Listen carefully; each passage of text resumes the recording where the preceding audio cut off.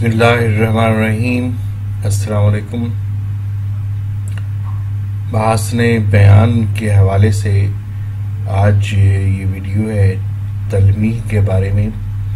یہ پیشکش ہے معلمہ آسیہ پروین کی اور آواز ہے وارث اقبال کی۔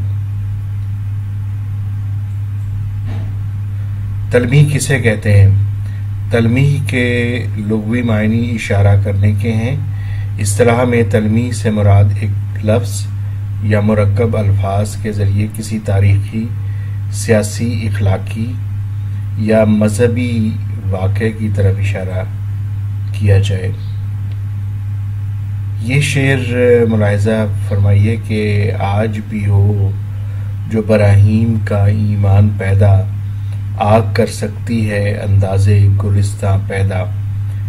شعر پڑھتے ہی اللہ تعالیٰ پر حضرت ابراہیم علیہ السلام کے اس پختہ ایمان اور کامل یقین کی یاد تازہ ہو جاتی ہے۔ تلمیحات کی اقسام۔ پہلی قسم ہے ادبی تلمیحات۔ ادبی تلمیحات میں انبیاء کرام کے قصے، فرشتوں کے تذکرے، جنت اور دوزخ کے مناظر اور بادشاہوں کے قصے شامل ہوتے ہیں۔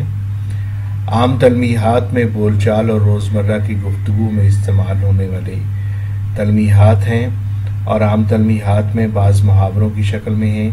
ان کو تلمیحی محاورے بھی کہا جاتا ہے۔ بعض مثالوں کے پیرائے میں ہیں، ان کو تلمیحی مثالیں کہتے ہیں۔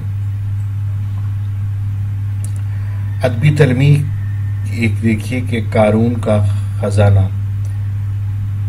قارون حضرت موسیٰ علیہ السلام کا رشتہ دار تھا۔ مال و دولت نے اسے بے حد مغرور اور گھمنڈی کر دیا تھا، یہاں تک کہ حضرت موسیٰ علیہ السلام سے مقابلہ کر بیٹھا۔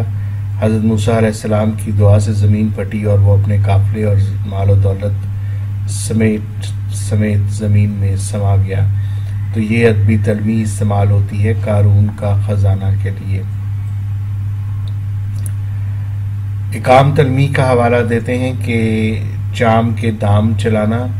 چام کے دام چلانا سے مراد یہ ہے کہ نظام سکہ نے ہمایوں بادشاہ کی جان بچا کر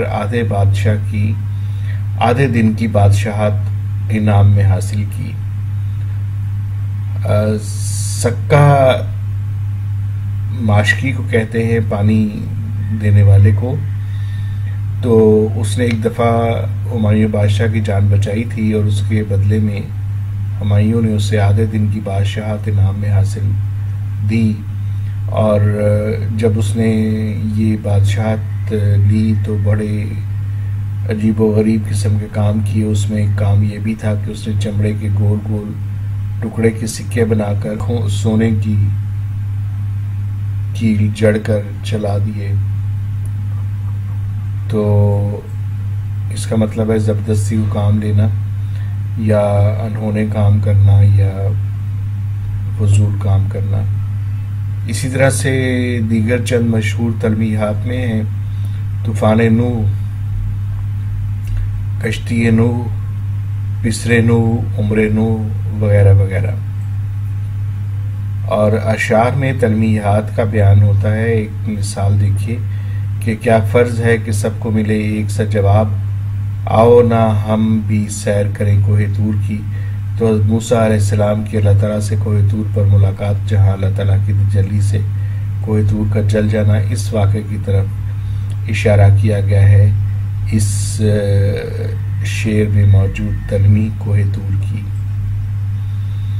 اسی طرح سے ایک اور شعر دیکھیے کہ آ رہی ہے چاہے یوسف سے صدا، دوست یا تھوڑے ہیں اور بھائی بہت۔ اس شعر میں چاہے یوسف تلمیح ہے۔ اس واقعے سے آگہی کے لیے سورہ یوسف کا اردو ترجمہ پڑھیے، اور چاہے یوسف سے مراد وہ کنواں ہے کہ جس میں حضرت یوسف علیہ السلام کو قید کیا گیا تھا۔ باغ ارم ایک اور مشہور تلمیح آپ کے سامنے ہے۔ شداد قوم عاد کا ایک بہت ہی جابر بادشاہ تھا۔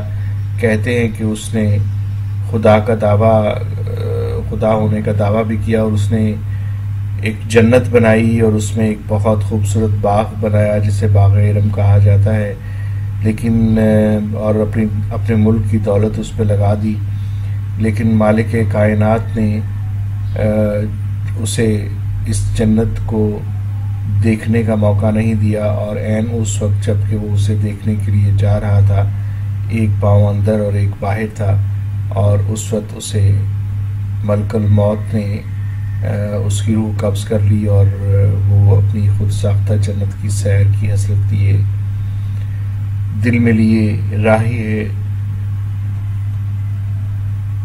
ملک عدم ہوا۔ من و سلوہ بنی اسرائیل پر اللہ تعالیٰ کی بے شمار نعمتیں ہیں، اور اسی میں من و سلوہ تھا، من چھوٹے چھوٹے میٹھے دانے، اور سلوہ بٹیر کے سائز کے پرندے تھے جو کہ کثیر تعداد میں اس قوم کے خیموں کے پاس رہتے، اور وہ اس سے لطف اٹھاتے، لیکن انہوں نے اللہ تعالیٰ کی ناشکری اور نافرمانی کی، اور اللہ کریم نے ان کی قسمت میں پستی اور رسوائی لکھ دی۔